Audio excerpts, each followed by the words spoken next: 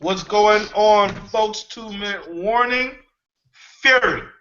Back again. This is the official off-season show. I know the last week was off-season, but we're still fresh after the season. The season's over, but we still have the off-season for you guys hit. I know you need your football, but we have Tim, we have Josh, and maybe, okay, good. James is back on. What's going on, fellas? We have a good show for you guys. Let's get it on. First, I want to say is, if Deadpool talks bad about you, Sean, wearing the Captain America's T-shirt, man, you in trouble. Deadpool wouldn't accept that. What's your Deadpool shirt at, Sean? All right, we're gonna start off with the Peyton Manning. Fellas, is it fair to remember Peyton Manning as a sex offender with all the great things he did for the NFL? We all know he's a future Hall of Famer. How do you feel about how all these things are coming out of what he did in college in Tennessee? I mean, I think that reputation isn't really going to affect him after all is said and done. When years come down, we're talking about the great quarterbacks. No one's really going to remember this. It's going to be swept under the rug in a month, especially when you got the source. You're looking, consider the source that's actually surfacing this story again. He's actually getting ridiculed on social media every which way from every angle, too. It's pretty hilarious right now how he's getting ousted. But, I think it's going to be over and done just like this whole HGH scandal thing was. So I don't think it's really going to affect him. People are going to have their opinions. If they want to say it, they're going to say the same things about Big Ben, too. So they can say what they want to. But when it's all said and done, he'll have the, reputation that everyone thought he would have, pretty much, at least a top 5 QB. Yeah, I don't think this is going to last too long, like Josh said. I mean, it is interesting. I mean, it was so long ago. I'm not going to forget about it. He's not perfect. It's going to just remind me that he's human. He's not a machine. You know what I'm saying? So everybody makes mistakes. It was so long ago. I don't know why this wasn't addressed 20 years ago. Why are we talking about this now? But I don't think it's going to affect his reputation as he goes into the Hall. I was watching his and hers, and it may be I guess a bump in the road in terms of him trying to get a television gig. You know what I mean? But I'm sure eventually that'll all be cleared up as well. Well, in my opinion, don't get me wrong, I'm a fan of Peyton Manning, but what I do want to happen is when it's time for him to come up in the Hall of Fame voting, the same way Charles Haley suffered, Terrell Owens suffered, and a lot of great receivers suffer with top numbers. I'm not saying that he should wait, but he should be messed with. Just because those guys been through it, and it is dumb. I think if your numbers is on top, like Terrell Owens number 2, Charles Haley with 6 championships, and he's one of the top linebackers ever played a game, you should automatically go in over guys who just got in. And that's just the way it is. When you are in top of your numbers, you should go in no matter what.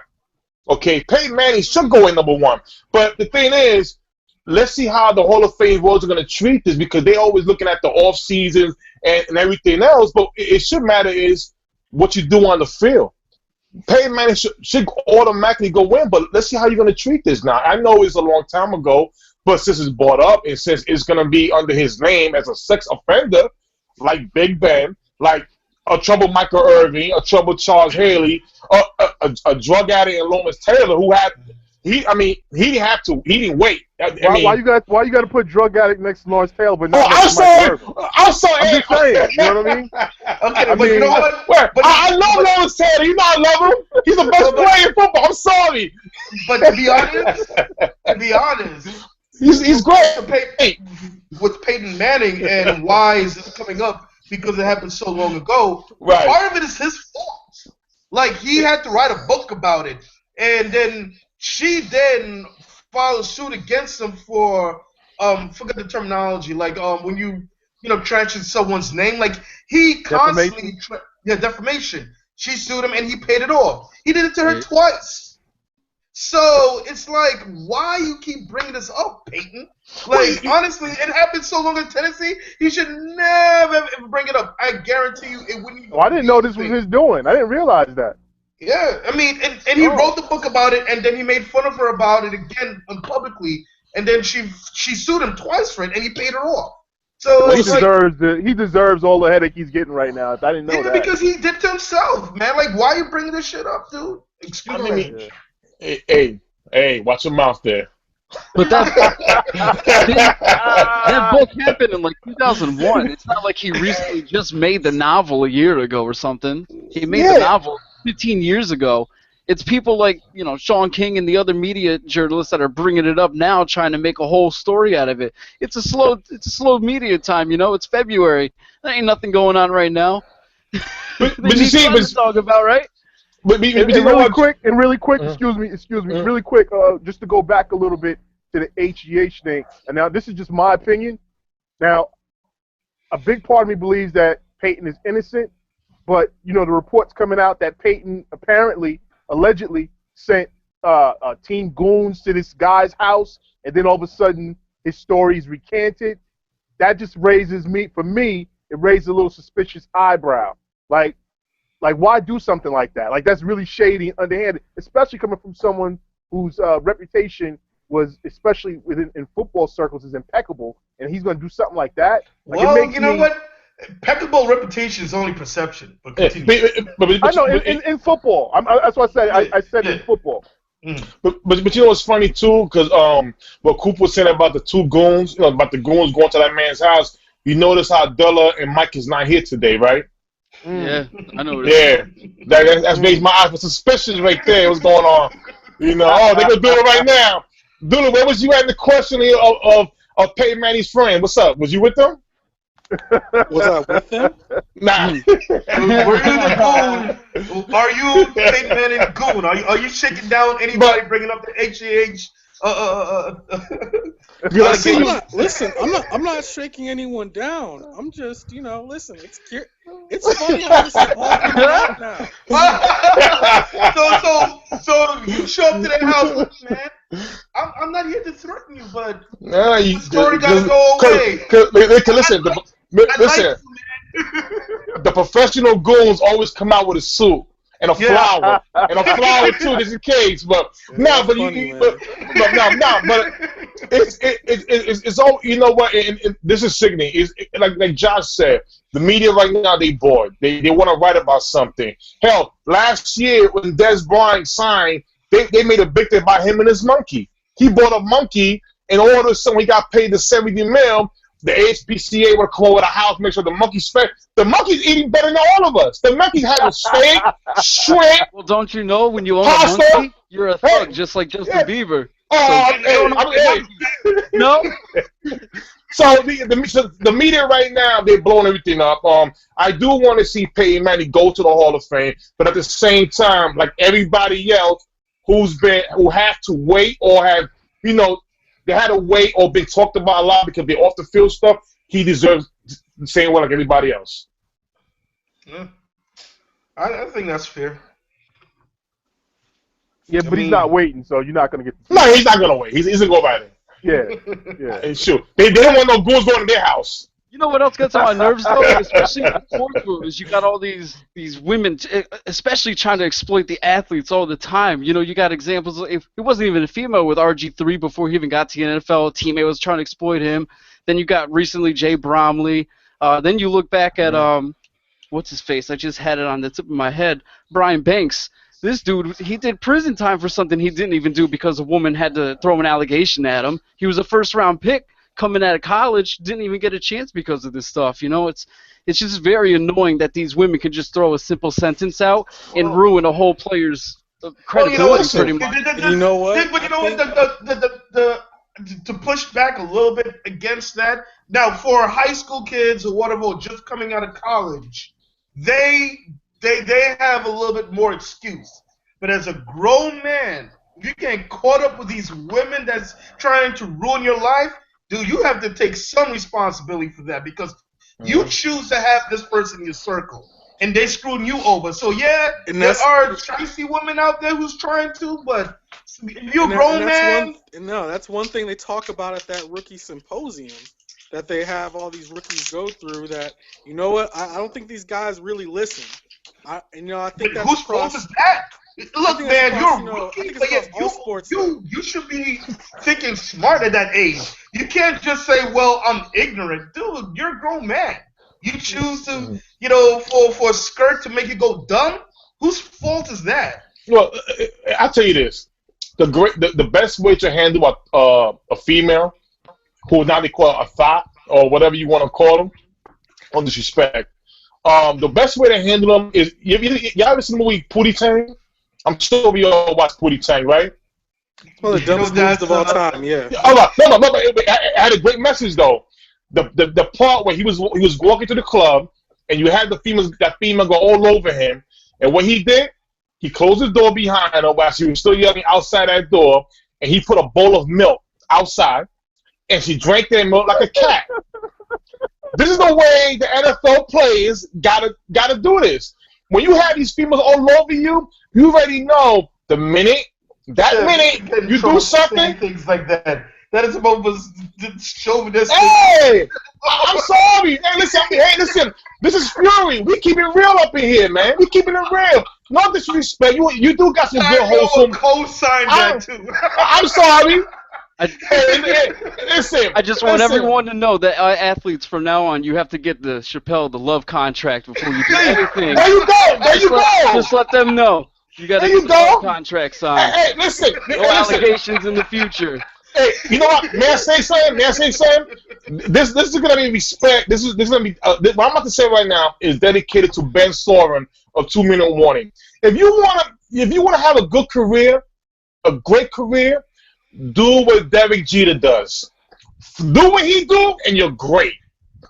The man has fun, have money. You don't see him in the news. You definitely don't see him in the gym working out, and you hear Madonna music, you go nuts over it. I mean, stuff like that. Yankee fan, y'all know what I'm talking about. It's beyond. This is big time money that everybody behind you wish they could have. Trust me. If you don't like to hang out with women, hey, look at Odell Beckham. He don't hang out with a lot of women.